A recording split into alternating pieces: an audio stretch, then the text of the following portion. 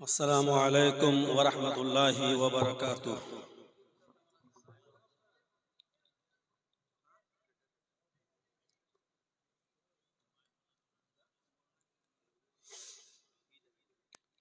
अल्हम्दुलिल्लाह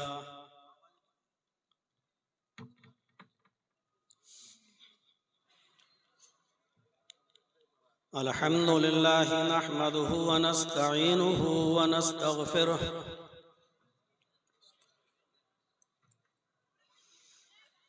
व नऊज़ु बिल्लाहि मिन शुरूरि अनफुसिना व मिन सय्यिआति अअमालिना।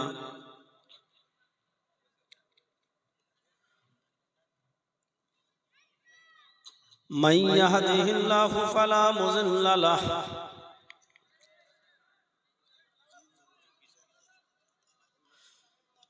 व मन युज़लिल्हु फला हादिय लहु।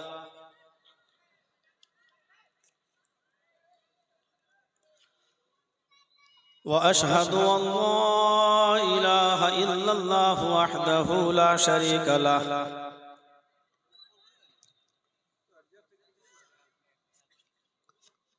व अशहदु अन्न मुहम्मदन अब्दुहु व रसूलुहु। अम्मा बअद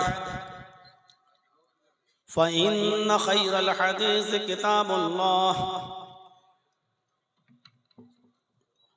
व खैरल हदी हदी मुहम्मदिन सल्लल्लाहु अलैहि वसल्लम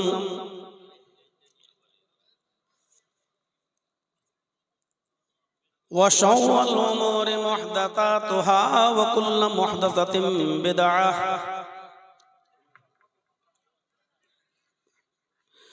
व कुल्लु बिदअतिन ज़लालह व कुल्लु ज़लालतिन फिन्नार।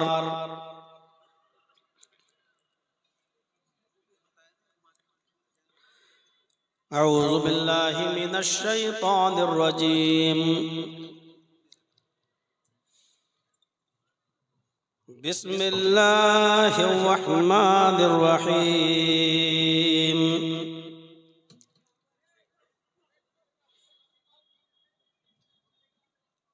इल्लल्लज़ीना आमनू व अमिलुस्सालिहाति फलहुम अज्रुन गैरु ममनून।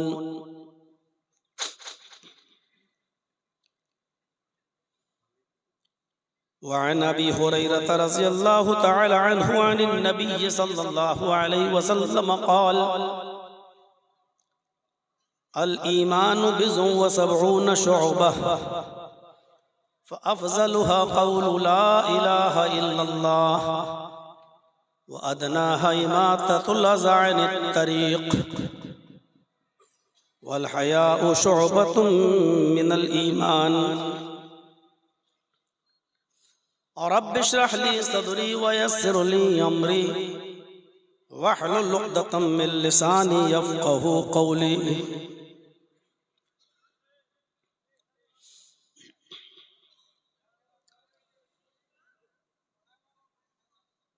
इस इजलास के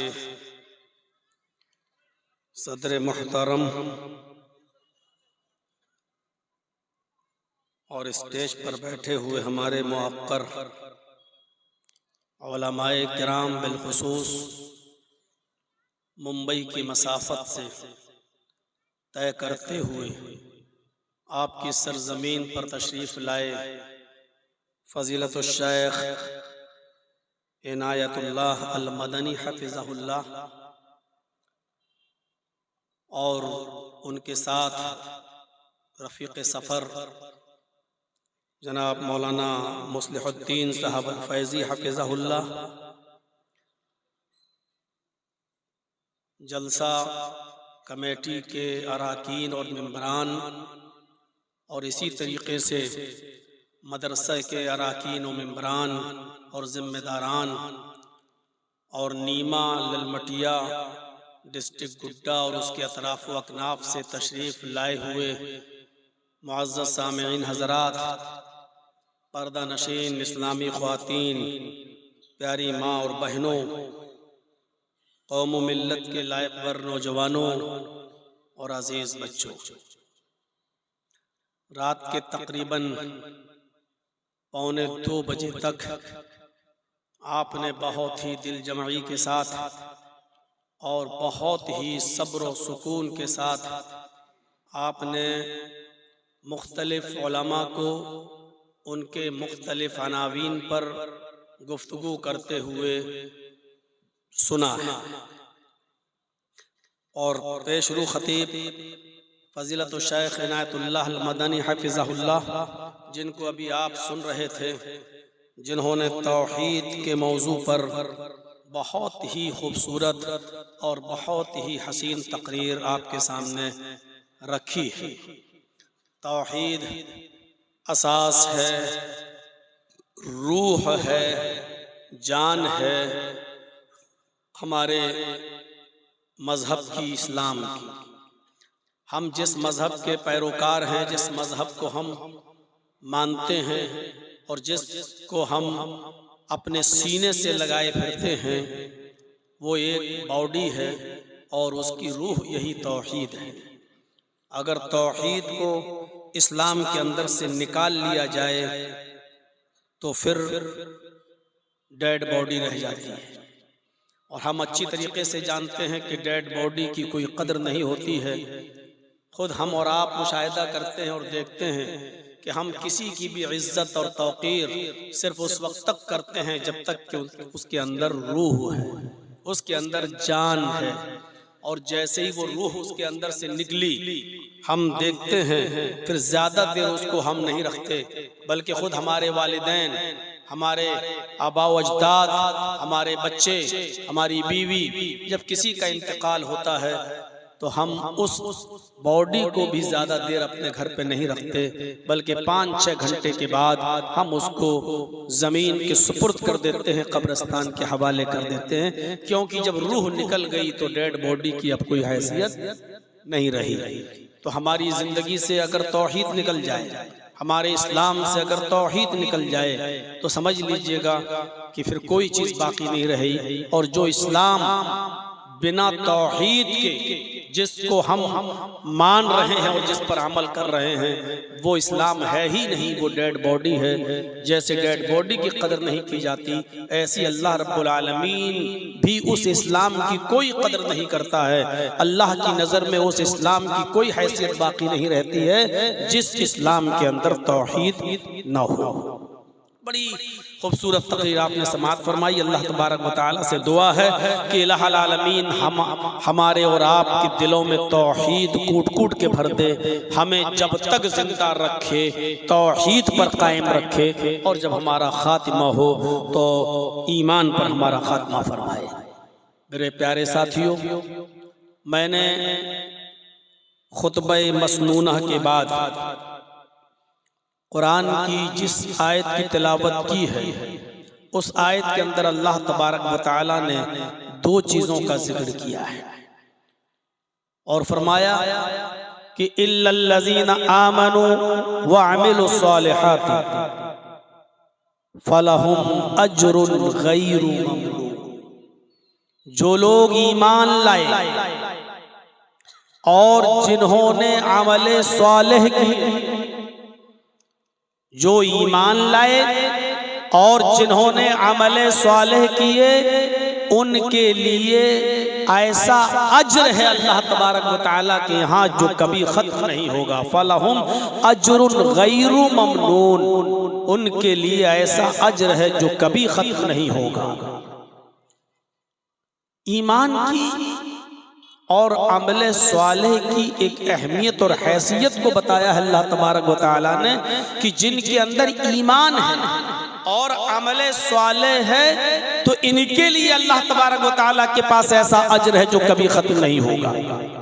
और एक जगह अल्लाह तबारक व तआला ने फरमाया कि सारी दुनिया नुकसान में है, सारी कायनात खसारे में, जितने भी इंसानों को तुम देख रहे हो, सारी इंसानियत सर ता पा, सर से लेकर पैरों तक नुकसान ही नुकसान में डूबी हुई है। इन्नल इंसान लफी खुस्र, पूरी इंसानियत को नुकसान में बताया है, लेकिन जिन लोगों को नुकसान से निकाला है और मुस्तस्ना किया है उनके बारे में अल्लाह तबारक व तआला ने फरमाया इल्लल्लज़ीना आमनू व अमिलुस सालिहात, जो ईमान लाए और जिन्होंने सालिह और नेक अमल किए, व तवासौ बिल हक़, और जिन्होंने हक की वसीयत की, एक दूसरे को हक की तलकीन की, व तवासौ बिस सब्र, और हक बात बोलने में और हक बात कहने में जो परेशानियां, जो आफतें, जो मुसीबतें आई, उन पर जो एक दूसरे को सब्र की तलकीन करते रहे, ये लोग नुकसान और खसारे में नहीं हैं। यहाँ पर भी अल्लाह तबारक व तआला ने जिन 4 चीजों का जिक्र किया है उनमें 2 चीजें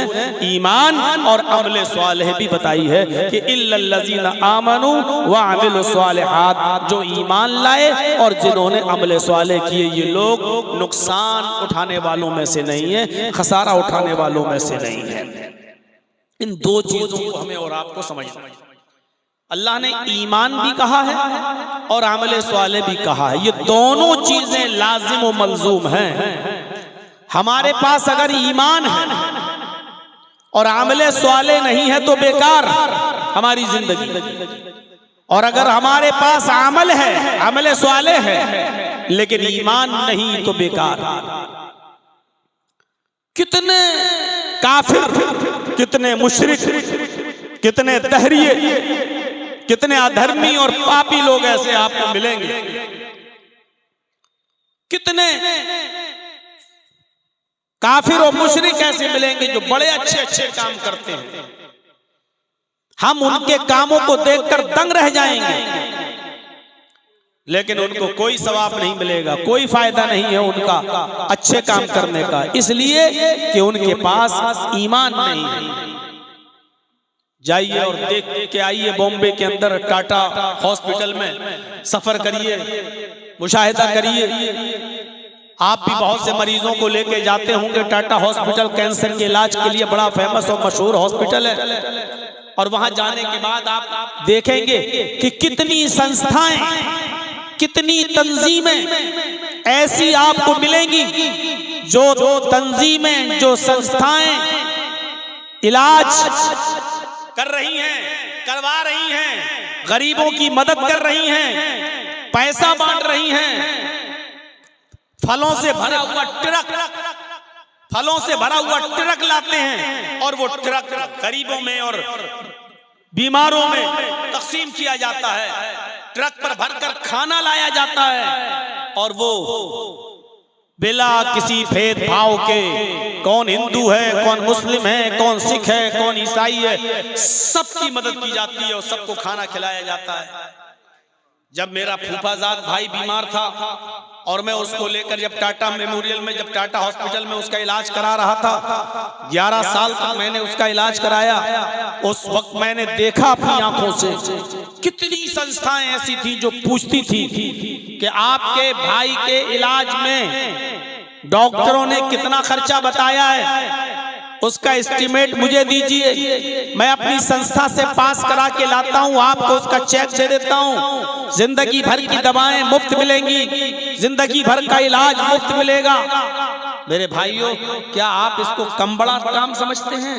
कितना बड़ा काम है ये, क्या आप इसको मामूली काम समझते हैं? नहीं, हकीकत में देखा जाए तो ये बहुत बड़ा काम है, गरीबों का, मजबूरों का और बेबसों का इलाज कराना और बीमारों का इलाज कराना। लेकिन जो तंजीमें ये इलाज करा रही हैं, उनको क्या मिलेगा? आप ही बताइए, क्या फायदा है उनको? उखरवी फायदा क्या है? उनको कोई सवाब नहीं मिलेगा, इसलिए कि वो ये अच्छा काम तो कर रहे हैं, लेकिन इस अच्छे काम पर कोई सवाब इसलिए नहीं क्योंकि वो ईमान से खाली है। हमारे पास ईमान है, हम ईमान का दावा करते हैं, हम कलमा पढ़ते हैं ला इलाहा इल्लल्लाह मुहम्मदुर रसूलुल्लाह, हम ईमानदार होने का दावा करते हैं, हमारे पास ईमान है, लेकिन अमल सालिह नहीं है।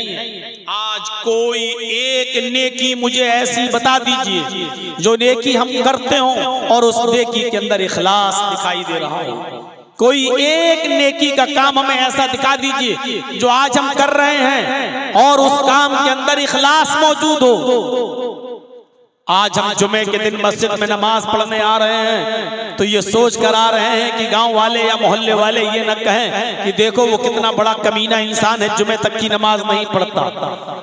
आज हम कुर्बानी कर रहे हैं तो कुर्बानी का जानवर लेते ही बकरे की फोटो ली और हमने फेसबुक पर डालना शुरू कर दिया, हमने व्हाट्सएप ग्रुप पे डालना शुरू कर दिया कि अल्हम्दुलिल्लाह आज अल्लाह की तौफीक से मैंने कुर्बानी के लिए एक बकरा खरीदा है जिसकी कीमत 20,000 है, 25,000 है।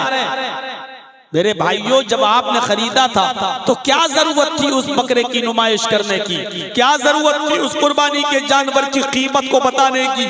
आज कौन सा काम आज हमारे अंदर इखलास का रह गया है। आज हम चंद लोगों को अपने घरों में बुलाकर रोजा इफ्तार करा लेते हैं तो इफ्तार का फोटो खींचेंगे, उन लोगों का फोटो खींचेंगे, बल्कि उन लोगों को क्या खिलाया जा रहा है, क्या पिलाया जा रहा है, पानी की बोतल तक का फोटो हमारे मोबाइल में कैप्चर हो जाता है और फिर उसको हम फेसबुक में और फिर हम उसको डालते हैं व्हाट्सएप ग्रुप में और बताते हैं कि आज हमने 50 लोगों को रोजा इफ्तार कराया है, आज हमने इतने लोगों को रोजा इफ्तार कराया है, आज हमने इफ्तार के अंदर ये चीजें आज हमने रोजेदार लोगों को खिलाई हैं। आज मुझे बताओ कौन सा ऐसा अमल है जिसके अंदर इखलास बाकी रह गया है। अगर हमें अल्लाह ने उम्रे की तौफीक दी, हम उम्रा करने गए और खाने काबा के सामने खड़े होकर हम सेल्फी खींच रहे हैं, फोटो खींच रहे हैं और फोटो खींचने के बाद सेल्फी लेने के बाद उसको हम WhatsApp group, Facebook, social media पर हम उसको जाहिर कर रहे हैं और डाल रहे हैं और दिखला रहे हैं कि देखो आज हम खाने काबा तक पहुंच गए, अल्लाह ने मुझे उम्रे की तौफीक दी है, हम उसकी नुमाइश कर रहे हैं। आज हमारे पास ईमान है लेकिन अमले स्वाले नहीं। ईमान भी जरूरी है और अमले स्वाले भी जरूरी है। कभी याद कीजिए हमारी उस तकरीर को, शायद मैंने कभी कोई एग्जाम्पल दी हो, कभी हमने आपको कोई मिसाल दी हो। ईमान और अमले स्वालेह हमारी जिंदगी के लिए दोनों ऐसे ही जरूरी हैं जैसे मोबाइल के लिए सिम और सिम कार्ड के लिए मोबाइल, दोनों एक दूसरे के बगैर अधूरे हैं। ऐसी ईमान के बगैर अमले स्वालेह और अमले स्वालेह के बगैर ईमान इनकम्प्लीट है, अधूरा है, नाकिस है, कोई फायदा नहीं। आप कीमती से कीमती मोबाइल ले लीजिए, बहुत अच्छा से अच्छा मोबाइल ले लीजिए, आईफोन ले लीजिए, आप Z Fold 6 ले लीजिए, महंगे से महंगा मोबाइल ले लीजिए, 1.5 लाख का 2 लाख का मोबाइल भी खरीद लीजिए और जिस दिन दुकान से इस मोबाइल को खरीद के लाएंगे उसी दिन इस मोबाइल को कान में लगाकर कहिए हेलो हेलो, आपकी आवाज वहीं दब जाएगी, आपकी आवाज नहीं जाएगी। क्यों? आप कहें साहब हम तो 1 लाख का मोबाइल लाए हैं, 1.5 लाख का इतना कीमती मोबाइल, लेकिन ये तो दिल्ली और मुंबई बात नहीं हो पा रही है, सऊदी और कुवैत और दुबई में बात नहीं हो पा रही है। अरे फिर इतना महंगा मोबाइल खरीदने की जरूरत क्या थी मुझे? आप चीखते रहिए लेकिन आपकी आवाज नहीं जाएगी। क्यों? इसलिए कि मोबाइल तो आपने ले लिया लेकिन उस मोबाइल के अंदर सिम नहीं पड़ा हुआ है। जब तक सिम कार्ड नहीं डालेंगे और उस सिम में बैलेंस नहीं होगा तब तक आपकी आवाज दूसरे को नहीं पहुंचेगी। मोबाइल बहुत कीमती है आपका लेकिन सिम नहीं पड़ा, मोबाइल बेकार। अब आप सिम ले लीजिए, जियो की ले लो, एयरटेल की ले लो, वोडा की ले लो, किसी भी अच्छी कंपनी की सिम ले लो और उस सिम में 10,000 रुपए का बैलेंस भी भर लो, 20,000 50,000 का बैलेंस भी डाल दो। अब उस सिम को कान में लगा के कहो हेलो हेलो, अरे भाई आपको मेरी आवाज आ रही? अरे मैं गुड्डा से बोल रहा हूं, अरे भाई मैं ललमटिया से बोल रहा हूं, आपकी आवाज कहीं नहीं जाएगी। सिम में आपके 50,000 रुपए का बैलेंस है लेकिन आवाज नहीं जाएगी। क्यों? क्योंकि आपके पास सिम तो है लेकिन मोबाइल नहीं है और सिम बगैर मोबाइल के काम नहीं करता है। तो आपको क्या करना होगा? सिम के अंदर मोबाइल कार्ड डालना पड़ेगा, या मोबाइल के अंदर सिम कार्ड, मोबाइल में सिम कार्ड को डालना पड़ेगा। जब मोबाइल और सिम कार्ड दोनों मिल जाएंगे, उसके बाद में आप जिस जगह चाहेंगे गुफ्तगू करेंगे, जिस जगह चाहेंगे बात करेंगे। अब आपकी बात होगी। यही हाल है ईमान का और यही हाल है अमले स्वाले का।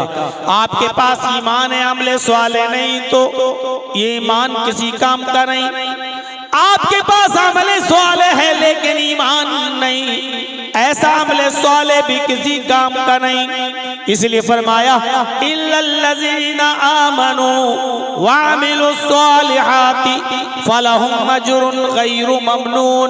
जो ईमान लाए और जिन्होंने नेक अमल किए, जो ईमान लाए और जिन्होंने अमले स्वाले किए, जो ईमान लाए और जिन्होंने अच्छे काम किए, फलहुम अज्रुन गैरु ममनून, उनके लिए ऐसा अज्र है जो कभी खत्म नहीं होगा, उनके लिए ऐसा इनाम है जो कभी खत्म नहीं होगा। ए भाई क्या कर रहे हैं इधर? सही से बैठा दीजिए उनको बहुत देर से। अच्छा तो ठीक है, तो वो किसी काम का नहीं। इल्लल्लज़ीना आमनू वअमिलुस्सालिहात, जो ईमान लाए और जिन्होंने अमले स्वाले किए, उनके लिए ऐसा अज्र है जो कभी खत्म नहीं होगा, उनके लिए ऐसा अज्र है जो कभी भी खत्म नहीं, यानी ना खत्म होने वाला अज्र, ना खत्म होने वाला इनाम, ना खत्म होने वाला अज्र है अल्लाह तबारक व तआला के यहाँ। तो ये है ईमान और अमले स्वाले। अब ईमान किसे कहते हैं और ईमान हमसे किस चीज का तकाजा करता है? ईमान की 70 से ज्यादा दर्जे हैं, शाखाएं हैं। आप इधर करिए, वो कमेटी के लोग या जो रजाकार हैं वो देख लेंगे, इधर डिस्टर्ब ना करिए। तो मेरे भाइयों, ईमान के 70 से ज्यादा ब्रांचेज हैं, ईमान की 70 से ज्यादा शाखाएं हैं। अब ईमान को समझने की कोशिश कीजिए। वअन अबी हुरैरा रज़ियल्लाहु तआला अन्हु अन नबी सल्लल्लाहु अलैहि वसल्लम क़ाल अल ईमानु बिज़उन व सबऊन शुअबतन फअफ़ज़लुहा क़ौलु ला इलाहा इल्लल्लाह व अदनाहा इमाततुल अज़ा अनित तरीक़ वल हयाउ शुअबतुम मिनल ईमान। अबू हुरैरा फरमाते हैं कि नबी अकरम सल्लल्लाहु अलैहि वसल्लम ने फरमाया, अबू हुरैरा फरमाते हैं कि नबी अकरम सल्लल्लाहु अलैहि वसल्लम ने फरमाया, ईमान की 70 से ज्यादा शाखाएं हैं, ईमान की 70 से ज्यादा ब्रांचेस हैं। अरबी जबान में जब इस तरीके का जुमला बोला जाए, 50 से ज्यादा, 70 से ज्यादा, 90 से ज्यादा, तो इससे मुराद होती है कसरत। इससे ये मुराद लिया जाता है कि यहाँ गिनती मुराद नहीं है, यहाँ क्वांटिटी मुराद नहीं है, बल्कि यहाँ कसरत मुराद है। यानी ईमान की बहुत सी ब्रांचेज हैं, ईमान की बहुत सी शाखाएं हैं। जैसे हम लोग अपने मुहावरे में बोलते हैं, सुधर जाओ, नहीं सुधरोगे तो 50 जूते मारूंगा तुम्हें। कभी कभी हम और आप बोलते हैं ना, ए ठीक से रहो, 50 जूते लगाऊंगा तुम्हें। तो 50 जूते लगाने का मतलब क्या है कि उसको पकड़ के 50 गिनती से जूते मारोगे और हर जूते पे गिनोगे 1 2 3, नहीं, बल्कि यहाँ 50 से मुराद क्या है? सही से, ढंग से, अच्छी तरीके से संभल जाओ, नहीं तो इतना मारूंगा कि याद रखोगे, यानी बहुत ज्यादा और सख्त सजा दूंगा तुम्हें। तो यहाँ पर भी अल्लाह के नबी ने यही फरमाया, अल ईमानु बिज़उन व सबऊन शुअबतन, ईमान की 70 से ज्यादा शाखाएं हैं, ईमान की 70 से ज्यादा ब्रांचेज हैं। हाँ, 3 चीजों का जिक्र कर दिया। बहुत सी चीजों को तो नहीं बता पाऊंगा, और ये छोटे से खुतबे में, छोटी सी तकरीर में ये सारी बातें बताई भी नहीं जा सकती हैं। इस हदीस के अंदर जो 3 चीजें बताई गई हैं, उन्हीं 3 चीजों पर आज मैं इशारा करूंगा। फरमाया 3 चीजें क्या हैं जो ईमान का शोबा है, ईमान की शाख है, ईमान की ब्रांच है। फरमाया फ़अफ़ज़लुहा क़ौलु ला इलाहा इल्लल्लाह, पहली और अफजल ब्रांच, पहली और सबसे अफजल ब्रांच, सबसे ज्यादा बेहतर ब्रांच क्या है? क़ौलु ला इलाहा इल्लल्लाह, इस बात की गवाही देना कि अल्लाह के अलावा कोई माबूद नहीं, ला इलाहा इल्लल्लाह का कहना, ये तो पहली ब्रांच हो गई और सबसे अफजल। वो अदनाहा इमाततुल अज़ान तरीक़, और दूसरी चीज बताई सबसे कमतर दर्जे का ईमान यह कि रास्ते से तकलीफ दे चीजों को हटा देना, रास्ते से तकलीफ दे चीजों को दूर कर देना, रास्ते से तकलीफ दे चीजों को खत्म कर देना, हटा देना, ये दूसरी चीज हो गई। रास्ते में कोई चीज नुकसानदेह पड़ी है, तकलीफ दे पड़ी है, केले का छिलका पड़ा है, कांटा पड़ा है, पत्थर पड़ा है, उसको रास्ते से हटा देना, ये भी ईमान का एक दर्जा है, ईमान का एक शोबा है। और उसके बाद अल्लाह के नबी सल्लल्लाहु अलैहि वसल्लम ने फरमाया वल हयाउ शुअबतुम मिनल ईमान, और हया भी ईमान का एक शोबा है। शर्म हया भी ईमान का एक शोबा है। ये तीन चीजों का जिक्र किया है इस हदीस के अंदर अल्लाह के नबी सल्लल्लाहु अलैहि वसल्लम ने। पहली चीज अफ़ज़लुहा क़ौलु ला इलाहा इल्लल्लाह, ला इलाहा इल्लल्लाह का अपनी जबान से कहना। ला इलाहा इल्लल्लाह पर तो तफसीली तकरीर आपने सुन ली, मुंबई से आए हुए खतीब फजीलत शेख इनायतुल्लाह अल मदनी हफिज़हुल्लाह से आपने बहुत अच्छी गुफ्तगू सुन ली। मैं मुकम्मल पूरी तकरीर ला इलाहा इल्लल्लाह पे नहीं करूंगा, बस इतना बता दूं कि ला इलाहा इल्लल्लाह ईमान का सबसे अफजल दर्जा है, सबसे आला दर्जा है, सबसे अफजल शोबा है ला इलाहा इल्लल्लाह का कहना। लेकिन ला इलाहा इल्लल्लाह सिर्फ जबान से कह देना काफी नहीं है। ला इलाहा इल्लल्लाह तो कोई बात ही नहीं रही, बस कह दिया ला इलाहा। अब हमने सपने देख रखे हैं कि बस बहुत कुछ हो गया। ला इलाहा इल्लल्लाह को उसके तकाजों के साथ पूरा करना। ला इलाहा इल्लल्लाह भी पढ़ते जाओ और मज़ारों पे चादरें भी चढ़ाते जाओ। ला इलाहा इल्लल्लाह पढ़ते जाओ, अपने गलों में ताबीज और गंडे भी पहनते जाओ। ला इलाहा इल्लल्लाह पढ़ते जाओ और बाबाओं की कब्रों पे चादरें भी चढ़ाते जाओ। ला इलाहा इल्लल्लाह कहते जाओ और बाबाओं की मज़ारों पे जाकर तेरे दर पे आया हूं तो झोला झोली भर के जाऊंगा, इस तरीके के शिरकिया नारे भी लगाते रहो। ला इलाहा इल्लल्लाह कहते रहो और मदद और हाजत दूसरों से मांगते रहो, पूरी करवाते रहो। ला इलाहा इल्लल्लाह कहते रहो और दूसरों के सामने भी सजदे करते रहो। ला इलाहा इल्लल्लाह कहते रहो और दूसरों को भी पुकारते रहो। ये ला इलाहा इल्लल्लाह का तकाजा नहीं है। ला इलाहा इल्लल्लाह का माना है ला माबूद इल्लल्लाह, अल्लाह के अलावा कोई माबूद नहीं है। ला इलाहा इल्लल्लाह का माना है ला मस्जूद इल्लल्लाह, अल्लाह के अलावा कोई सजदे के लायक नहीं है। ला इलाहा इल्लल्लाह का माना है ला मतलूब इल्लल्लाह, अल्लाह के अलावा हमें किसी और चीज की तलब नहीं है, कोई हमारा मतलूब नहीं है।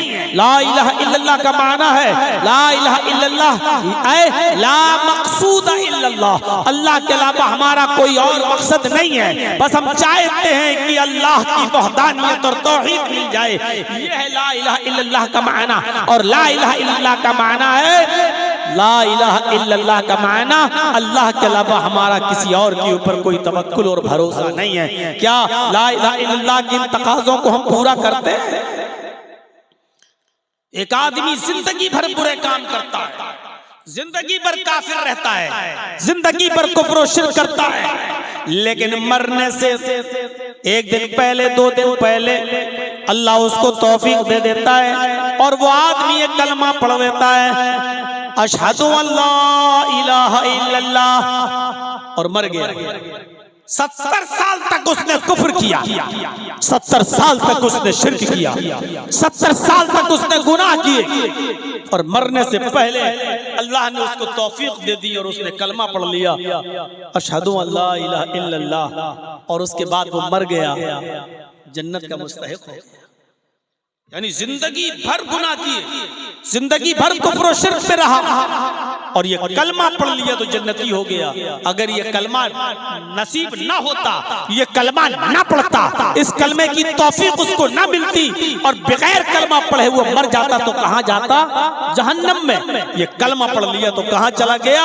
जन्नत में। इससे पता चलता है कि यही वो कलमा है जो इंसान पढ़ ले तो जन्नती बना देता है और यही वो कलमा है कि जिसको पढ़े बगैर अगर कोई इंसान मर जाए तो फिर वो जहन्नमी हो जाता है। 80 साल तक गुनाह करने के बाद भी अगर तौफीक मिल गई, कलमा पढ़ लिया और मर गया तो जन्नती, और 80 साल तक गुनाह करके कलमे की तौफीक ना हुई और बगैर कलमे के मर गया तो जहन्नमी। आप अंदाजा लगाइए। आइए एक वाक़े की तरफ लेकर चलता हूं। सही बुखारी में वो वाक़या मौजूद है। अल्लाह के नबी जनाबी मोहम्मद रसूलुल्लाह सल्लल्लाहु अलैहि वसल्लम ने यहूदियों के किले का, जिसको खैबर कहा जाता था, उस खैबर का मुहासरा अल्लाह के नबी ने कर लिया। चारों तरफ से अल्लाह के रसूल ने और सहाबा किराम ने खैबर का मुहासरा कर लिया। एक किला था जिसमें यहूदी रहते थे।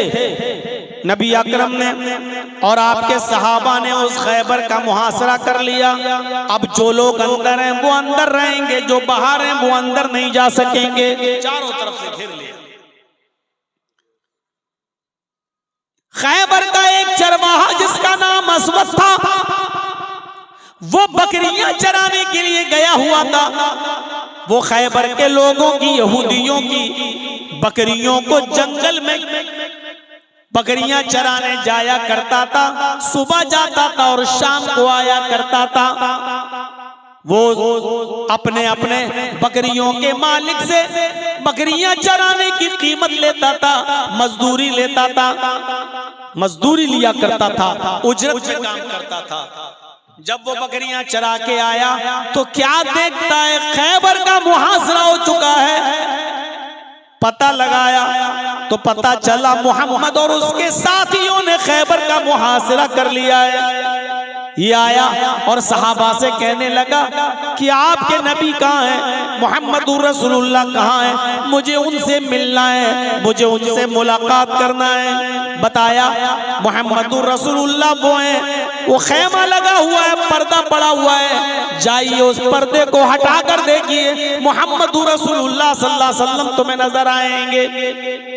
असवद नाम का ये बकरियों का चराने वाला ये यहूदी मोहम्मदुर रसूलुल्लाह के पास जाता है। उसके जहन में ये तसव्वुर था, उसके जहन में ये ख्याल था कि मोहम्मदुर रसूलुल्लाह के पास तो अच्छे खासे बॉडीगार्ड होंगे, इतने बड़े नबी और सहाबा इतनी इज्जत करते हैं उनकी, तो उनके पास तो बहुत बड़े बॉडीगार्ड होंगे, कई कई बॉडीगार्ड तलवारें लिए खड़े होंगे और आसानी से मुलाकात नहीं होगी। पहले हैं अपार्टमेंट लेना पड़ेगा, उसके बाद में मुलाकात होगी। आप आज मिले ना मिले, कल मिलने का टाइम दें या परसों मिलने का टाइम दें, पता नहीं कब टाइम देंगे।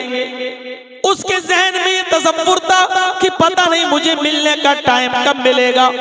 लेकिन चले, जब उसने खेमे का पर्दा हटाया तो क्या देखता है कि मोहम्मदुर रसूलुल्लाह सल्लल्लाहु अलैहि वसल्लम आलीशान कालीन पर नहीं बैठे हैं, सोफे पर नहीं बैठे हैं, नरम गरम बिस्तर पर नहीं बैठे हैं, बल्कि कच्ची जमीन पर खजूर के पत्तों की चटाई बिछी हुई है। उसी चटाई पर मोहम्मदुर रसूलुल्लाह तशरीफ फरमा है। इसने कहा, क्या आप मोहम्मदुर रसूलुल्लाह हैं? आपने सर उठाया, फरमाया जी। असवद ने कहा, मैं असवद हूं, मैं यहूदी हूं और इसी खैबर का रहने वाला हूं जिसको आपने चारों तरफ से घेर लिया है। मैं आपसे मुलाकात करना चाहता हूं, कुछ बात करना है मुझे। आपने कहा अंदर आ जाओ। वो यहूदी अंदर चला गया, नबी अकरम सल्लल्लाहु अलैहि वसल्लम के पास बैठ गया। अल्लाह के नबी ने कहा, बोलो क्या कहना चाहते हो? उसने कहा, आप ये बताइए कि आपकी दावत क्या है, आपका पैगाम क्या है, आपकी तालीम क्या है, आप कौन सी तालीम देते हैं, आपकी दावत है, आपका पैगाम क्या है? नबी अकरम सल्लल्लाहु अलैहि वसल्लम ने फरमाया, मेरी तालीम बस यही है और बहुत छोटी सी तालीम है, बहुत छोटी सी मेरी दावत है, और वो दावत यह है कि एक अल्लाह की इबादत करने वाले बन जाओ। कुल ला इलाहा इल्लल्लाह, सिर्फ एक अल्लाह की इबादत करो। इस बात का इकरार कर लो कि अल्लाह के अलावा कोई माबूद नहीं। असवद यहूदी था, लेकिन जानता था कि मोहम्मद क्या कहलवाना चाह रहे हैं। वो जानता था कि ला इलाहा इल्लल्लाह कह दूंगा तो 360 बुतों को छोड़ना पड़ेगा। वो जानता था कि ला इलाहा इल्लल्लाह कह दूंगा तो लातों मनात को, वद्दुआ यऊक और नस्र को छोड़ना पड़ेगा। वो जानता था कि हमने अगर कलमा ये ला इलाहा इल्लल्लाह पढ़ लिया तो हमें अपने अपने नबियों को जो अल्लाह का बेटा मानते हैं, हजरत उज़ैर को, हमें अल्लाह के बेटे होने का इनकार करना पड़ेगा। वो जानता था कि ला इलाहा इल्लल्लाह कह देंगे तो हमें तमाम झूठे खुदाओं को छोड़ना पड़ेगा और एक अल्लाह की इबादत का मतलब एक अल्लाह से मांगना भी पड़ेगा, एक अल्लाह के सामने सर भी झुकाना पड़ेगा, एक अल्लाह के सामने सजदा भी करना पड़ेगा, एक अल्लाह को पुकारना भी पड़ेगा और एक अल्लाह की इबादत भी करना पड़ेगी। वो जानता था इस बात को, इसलिए उसने कहा, आए मोहम्मद इब्ने अब्दुल्ला, अगर आपकी दावत को मैं न मानूं तो मेरा क्या होगा? आपने फरमाया, मरोगे तो जहन्नम में जाओगे। उसने कहा, ए मोहम्मद इब्ने अब्दुल्ला, अगर आपकी तालीम, आपकी दावत में कबूल कर लेता हूं तो क्या होगा? फरमाया, अगर तुमने मेरी दावत कबूल कर ली तो तुम जन्नत में जाओगे, यानी ला इलाहा इल्लल्लाह पढ़ लोगे तो इन्नल इस्लाम काना कबला, तो इस्लाम तुम्हारे सारे गुनाहों को माफ कर देगा। इस्लाम लाए, सारे गुनाह तुम्हारे मिट जाएंगे और माफ हो जाएंगे। उसने कहा, ठीक है, अपना हाथ बढ़ाइए। अल्लाह के नबी ने अपना हाथ बढ़ाया। उसने कहा, अशहदु अल्ला इलाहा इल्लल्लाह व अशहदु अन्ना मुहम्मदन अब्दुहु व रसूलुहु। ये कलमा पढ़ा, इस्लाम ले आया। कलमा पढ़ते ही इस्लाम लाया, मुसलमान हो गया। अब दूसरा सवाल देखिए, इस्लाम तो ले आया, कलमा तो पढ़ लिया ला इलाहा इल्लल्लाह। अब उसका दूसरा सवाल, अय मोहम्मदुर रसूलुल्लाह, अय अल्लाह के नबी, मुझे कोई काम बता दीजिए। अभी तक तो मैं यहूदी था और यहूदियों की बकरियां चराया करता था। ये बकरियां मेरे पास मौजूद हैं। आपने खैबर को घेर लिया है, ये बकरियां उनके मालिकों तक मैं कैसे पहुंचाऊंगा? और इस्लाम ले आया, अब कोई काम तो बताइए, अब मैं काम क्या करूंगा? आपने कहा, तुम जिहाद करने चले जाओ। जिहाद, नमाज का वक्त नहीं था। जिस वक्त वो इस्लाम लाया उस वक्त किसी नमाज का वक्त नहीं था, इसलिए आपने उससे ये नहीं कहा कि नमाज पढ़ो। रमजान का महीना नहीं था, इसलिए आपने उससे ये नहीं कहा कि रमजान का रोजा रखो। हज का महीना नहीं था, इसलिए आपने उससे ये भी नहीं कहा कि तुम हज करने जाओ। जब हज का महीना नहीं, रोजे का महीना नहीं, तो आपने ना रोजे का हुक्म दिया, ना हज का, नमाज का कोई वक्त भी नहीं, इसलिए आपने उससे ये भी नहीं कहा कि नमाज पढ़ो। आपने कहा कि जिहाद में शामिल हो जाओ, जाओ फला जगह। उसने कहा, अल्लाह के नबी, ये लोगों की बकरियां हैं। आपने फरमाया, हाँ, अगर इन बकरियों को यहाँ छोड़ गए और जिहाद में चले गए और शहीद हो गए तब भी जन्नत नहीं मिलेगी, जब तक इन बकरियों को उनके मालिकों के हवाले न कर दो। जाओ पहले इन बकरियों को उनके मालिक के हवाले कर दो। देख रहे हैं, अमानत में खयानत नहीं कर सकते हो, चाहे कितना बड़ा नेक अमल आप कर जाइए, लेकिन अगर आपने किसी का हक मारा है तो आपको जन्नत नहीं मिलेगी। आप किसी के साथ बेईमानी कर रहे हैं, किसी की अमानत में खयानत कर रहे हैं, तो आपके लिए जिहाद जैसा अमल भी बेकार हो जाएगा। जिहाद जैसा अमल भी आपका काबिल कबूल नहीं है। आपने कहा जिहाद में बाद में जाना, पहले लोगों की बकरियों को उनके मालिकों के हवाले कर दो। आपने कहा जाओ खैबर का थोड़ी देर के लिए दरवाजा खोल दो और ये आदमी असवद उस खैबर के अंदर दाखिल हो जाए और लोगों की बकरियों को लोगों के हवाले कर दे। उसने सहाबा से कहा कि बस इन बकरियों को मुझे दरवाजे तक पहुंचाना है, आप दरवाजा खोल दीजिए। जैसी दरवाजा खोला, बकरियां दरवाजे के अंदर दाखिल हो गईं और वहां से वो अपने अपने घर चली गईं, क्योंकि बकरियों को इतनी शनाख्त थी कि मेरा घर कौन सा है। बस दरवाजे तक बकरियों को छोड़ा और बकरियां अपने अपने मालिकों के घर चली गईं। उसके बाद असवद